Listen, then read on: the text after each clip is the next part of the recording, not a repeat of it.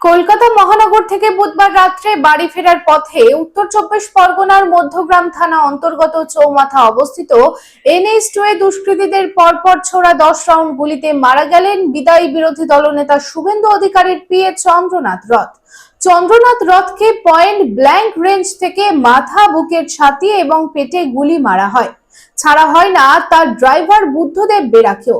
দুজনকে আশঙ্কাজনক অবস্থায় ভিভা সিটি হাসপাতালে নিয়ে যাওয়া হয়, যেখানে চিকিৎসকেরা চন্দ্রনাথ রথকে মৃত বলে ঘোষণা করে এবং আশঙ্কাজনক অবস্থায় ড্রাইভার বুদ্ধদেব বেরাকেও ভর্তি করানো হয়।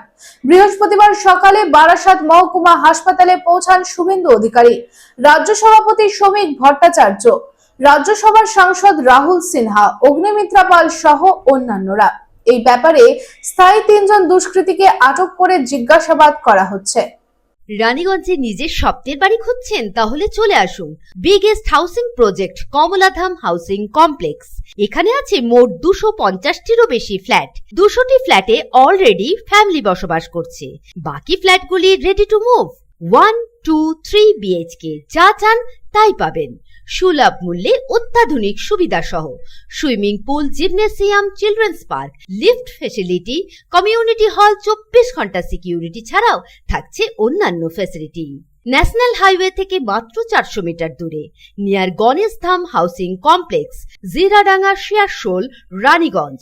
Contact number 7719356476।